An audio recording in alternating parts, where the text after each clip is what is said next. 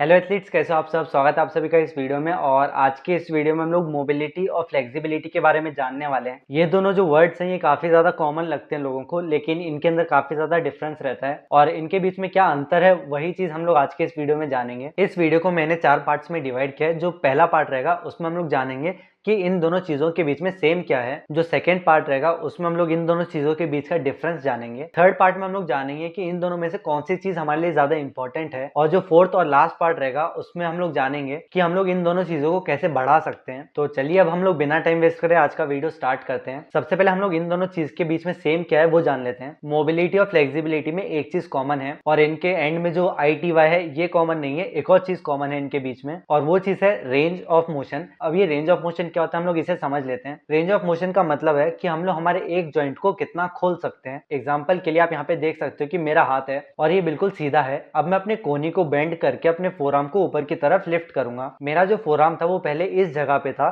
फिर वो यहाँ से मूव होके इस जगह पे आ गया और इन दोनों पोजीशंस के बीच में मेरा हाथ मूव हुआ था। तो ये जो एरिया है इसे हम लोग बोलते हैं रेंज ऑफ मोशन। मतलब हम हमारे एक जॉइंट को कितना खोल सकते हैं। क्या मैं अपने फोरआर्म को नीचे इस तरीके से बेंड कर सकता हूँ? नहीं, ऐसा पॉसिबल ही नहीं है। तो इसलिए ये वाला जो पार्ट है ये मेरा रेंज ऑफ मोशन नहीं है। रेंज ऑफ मोशन सिर्फ वही एरिया है जहां तक हम हमारे किसी जॉइंट को खोल सकते हैं। जैसे कि मेरी जो गर्दन है मैं इसको एक एरिया तक ही मूव कर सकता हूँ, यहाँ पे भी एक एरिया तक मूव कर सकता हूँ। क्या मैं इसको पूरा घुमा के पीछे कर सकता हूँ? ऐसा नहीं कर सकता हूँ। तो इसलिए जो एरिया है जहां तक मेरी गर्दन मूव होती है उससे हम लोग बोलते हैं रेंज ऑफ मोशन। एक और एग्जांपल हम लोग देख सकते हैं कि जब हम लोग खड़े रहते हैं तब हम हमारे पैरों को ऊपर कुछ हाइट तक उठा सकते हैं और थोड़ा बहुत पीछे भी एक्सटेंड कर सकते हैं। तो ये वाला जो एरिया है इसे हम लोग बोलते हैं रेंज ऑफ मोशन। क्या हम लोग हमारे पैरों को पीछे इस तरीके से फोल्ड कर सकते हैं? ऐसा पॉसिबल नहीं है। तो ये बाहर का जो एरिया है वो हमारा रेंज ऑफ मोशन नहीं है। जैसे कि आपने दरवाजा देखा होगा, दरवाजे को हम लोग सिर्फ एक साइड खोल सकते हैं, लेकिन क्या इस दरवाजे को हम लोग दूसरे साइड भी खोल सकते हैं? हाँ, वो बैंक और ATM वाले कुछ दरवाजों में ऐसा हो सकता है, लेकिन हमारे जो नॉर्मल घर वाले दरवाजे रहते हैं उसमें हम लोग दरवाजे को सिर्फ एक ही साइड खोल सकते हैं, लेकिन दूसरी साइड एक्सटेंड करना पॉसिबल नहीं होता है। तो दरवाजे में भी जिस जगह तक हम लोग उस दरवाजे को खोल सकते हैं उससे हम लोग बोलते हैं range of motion. I hope आप लोग रेंज ऑफ मोशन को अच्छे से समझ गए होंगे। अगर हम लोग रेंज ऑफ मोशन अच्छे से समझ गए हैं तो फिर इन दोनों का डिफरेंस समझना थोड़ा आसान हो जाएगा। जो मोबिलिटी और फ्लेक्सिबिलिटी रहती है हम लोग दोनों में ही रेंज ऑफ मोशन को खोलते हैं, लेकिन दोनों का तरीका अलग होता है। जो मोबिलिटी रहती है उसमें हम लोग हमारी मर्जी से रेंज ऑफ मोशन को बढ़ाते हैं, लेकिन वहीं पे जो फ्लेक्सिबिलिटी रहती है उसमें हम लोग रेंज ऑफ मोशन को बढ़ाते हैं किसी एक्सटर्नल फोर्स की मदद से। एग्जांपल के लिए आप ये वाली वीडियो को देख सकते हो। यहाँ पे आप देख सकते हो कि एक एथलीट जमीन पे लेटी है और ये अपने लेग्स को ऊपर की तरफ लिफ्ट कर रही है। तो एथलीट ने अपने पैरों को यहाँ से यहाँ तक अपने मर्जी से लिफ्ट कर लिया। तो ये वाला जो पार्ट रहता है इसे हम लोग बोलते हैं मोबिलिटी, क्योंकि यहाँ पे जो एथलीट है उसने अपने पैरों को अपने मर्जी से उठाया है और ये रेंज ऑफ मोशन उसने खुद बिना किसी सहारे के अचीव किया है। लेकिन वहीं पे अगर ये एथलीट किसी बैंड की मदद से अपने पैरों को और ज्यादा खोलेगी तो इस चीज को हम लोग बोलते हैं फ्लेक्सिबिलिटी, क्योंकि यहाँ पे कोई एक एक्सटर्नल फोर्स है जिसकी मदद से हमारा रेंज ऑफ मोशन बढ़ रहा है। एक और चीज हम लोग देख सकते हैं कि जैसे कि ये मेरा हाथ है, मैं अब अपने हाथ को पीछे की तरफ ऐसे फोल्ड करूंगा तो मैंने अपनी रिस्ट को इतना मोड़ लिया है।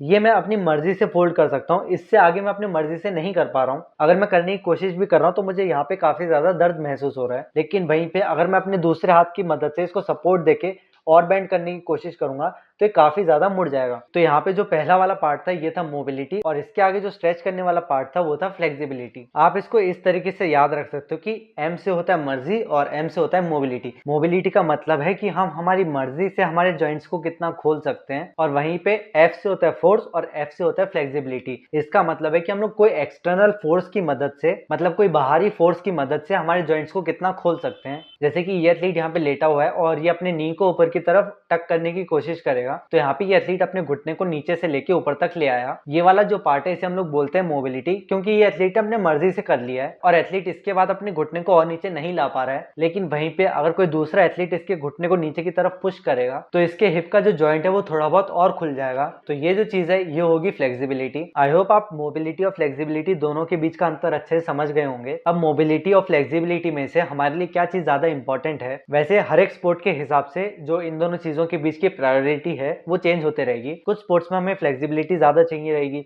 वहीं पे कुछ स्पोर्ट्स में मोबिलिटी ज्यादा इंपॉर्टेंट रहती है। वैसे इस चैनल पे ज्यादातर जो सब्सक्राइबर्स हैं वो एक एथलीट है और ट्रैक एंड फील्ड का कोई एक इवेंट करते हैं। तो एथलेटिक्स में कोई भी अगर हम लोग इवेंट करते हैं तो उसमें ज्यादातर हमारे लिए मोबिलिटी इंपॉर्टेंट रहती है, क्योंकि जैसे हर्डल्स करते हैं तो हर्डल में हमारे पैरों को नीचे से लेके ऊपर तक लेके आना होता है और ये चीज हम लोग हमारी मर्जी से करते हैं। इसमें हम लोग किसी बाहरी फोर्स की मदद नहीं लेते हैं, तो इसलिए एथलेटिक्स में ज्यादातर जो इवेंट्स हैं उसके लिए मोबिलिटी इंपॉर्टेंट रहती है। अब हम लोग हमारे मोबिलिटी और फ्लेक्सिबिलिटी को इंप्रूव कैसे कर सकते हैं? जो फ्लेक्सिबिलिटी है उसको इंप्रूव करने के लिए हम लोग एक ही चीज कर सकते हैं कि डेली उस रेंज ऑफ मोशन को खोलने की कोशिश करें। जैसे कि मेरी जो ये उंगली है मैं इसको यहाँ तक ही लेके आ सकता हूँ, लेकिन अगर मैं इसको रोज ऐसे नीचे स्ट्रेच करने की कोशिश करूंगा तो कुछ टाइम बाद ये उंगली यहाँ पे टच भी होने लग जाएगी। तो इसलिए अगर आपको अपने फ्लेक्सिबिलिटी को बढ़ाना है तो उसके लिए आपको अपने मसल्स को, जॉइंट्स को थोड़ा ज्यादा स्ट्रेच करना चाहिए, उससे आपकी फ्लेक्सिबिलिटी इंप्रूव हो जाएगी। और अगर आपको अपने मोबिलिटी को बढ़ाना है तो उसके लिए भी आपको पहले बेसिक फ्लेक्सिबिलिटी गेन करनी पड़ेगी, क्योंकि अगर आपकी फ्लेक्सिबिलिटी अच्छी नहीं है तो आपकी मोबिलिटी भी अच्छी नहीं होगी। जैसे कि मेरा जो हाथ है मैं सिर्फ यहाँ तक फोल्ड कर सकता हूँ और किसी फोर्स के साथ में भी ज्यादा फोल्ड नहीं कर पाऊंगा, लेकिन अगर मैं इसको रोज इस तरीके से स्ट्रेच करते रहूंगा